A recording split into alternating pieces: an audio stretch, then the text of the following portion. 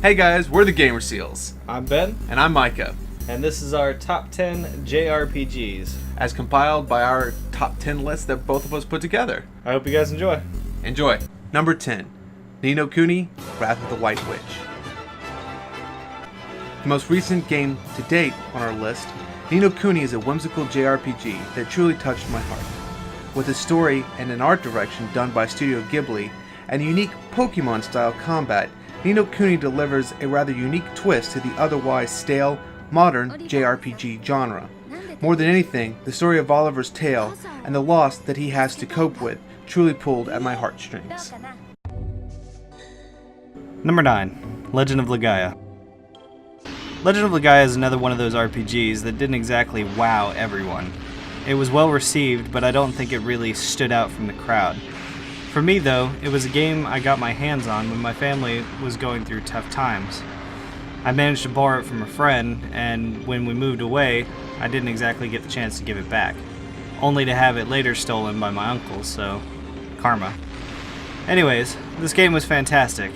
The combat is what really caught my attention. Instead of drop-down menu attacks, you had a combo system where you enter in the attack with the D-pad and you see what you come up with. The goal being you do special named combos that you can chain together and make awesome attacks. It's one of those games that I loved so much that many years after it was stolen, I replaced it because I knew I wanted to play it again. And now that I'm thinking about it, I might have to go through it a third time. Number 8, Final Fantasy Tactics. Final Fantasy Tactics was the first PlayStation 1 game I owned. The idea of a turn-based strategy was new to me. This game was insanely hard for me at the time, and many concepts that people take for granted today, and the turn-based RPG crowd anyway, were pioneered and perfected in this game. Epic story, complex job system, and an excellent art design led this game to a critical success and a favorite amongst fans. Number 7, Golden Sun. Golden Sun is our only JRPG designed around a handheld system.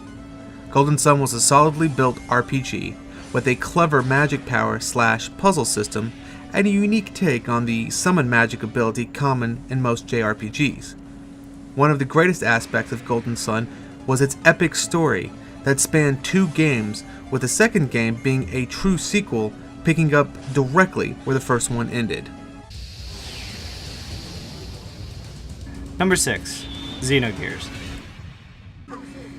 The first time I got my hands on Xenogears was through a demo disc that I honestly can't remember what the hell else was on it. But I don't think it was alone, and I loved it. When my birthday came around, it was all I asked for, mainly because I only got one gift, but that was it. We had to go all over to find the game, finally finding it in a Best Buy. It was well worth the wait. The anime-style characters with the 3D world was a bit jarring at first, but after getting used to it, I loved it. And the cutscenes, though few and far between, were a wonderful treat.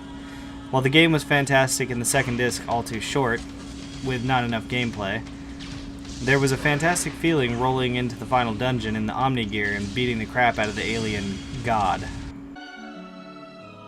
Number 5, Final Fantasy X. This is a very special game for me. It was the first Final Fantasy game that I completed and owned on the PlayStation 2. And being the sentimental and romantic person that I am, the story really got to me. I felt a deep connection with Tidus' displacement and his longing to return to what he remembered. The gameplay wasn't anything super special, but it was solidly built. In the end, I don't quite rate this as the greatest Final Fantasy, but I rank it as the most memorable in my book. Number 4, Kingdom Hearts 2. Kingdom Hearts 2 was a unique game for Ben and I. We bought it at the same time and played it and beat it over a weekend together. This game was a perfect example of mixing Final Fantasy complexity with Disney's charm.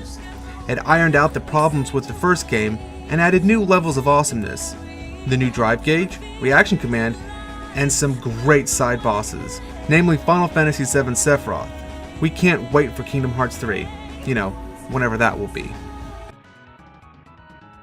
Number 3, Final Fantasy VI. Final Fantasy VI is just a fantastic game. It has cemented my love of RPGs. The characters, story, and world were awesome. Kefka to this day is one of the best bad guys around. As I made my way through the game, I was genuinely shocked at the moments that Kefka went crazy on everyone. It was a great feeling toppling Kefka at the end of the game, even if I didn't beat it till about 6 years after the first time I played it. Number 2. The Legend of Dragoon. The Legend of Dragoon came in a turbulent time in my life. I convinced my parents to buy it for me mainly by convincing my dad that it was something he would want to play too. Shortly after they started living apart and I stayed with my dad because I was still in school, I would get home from school, watch Dragon Ball Z, and then pop in Legend of Dragoon and spend hour upon hour playing through it.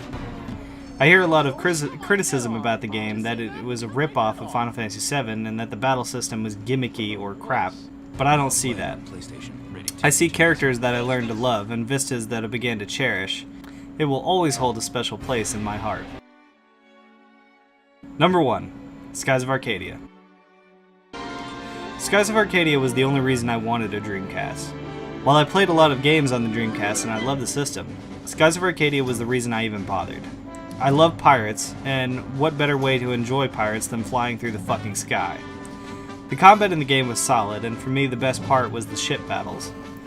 I loved getting my own pirate headquarters and battling against the Empire with my pirate buddies. This game to this day is my favorite RPG of all time, and it may not be Micah's, but through process of elimination, it made it to the top spot. Now I lost the game in my late teens because I needed money and selling my Dreamcast and all the games seemed like a good idea, but when I get the chance I plan on getting another one and another copy of this game, and going back to the skies of Arcadia. Thanks for watching, guys. If you liked it, please subscribe, like, and leave us a comment.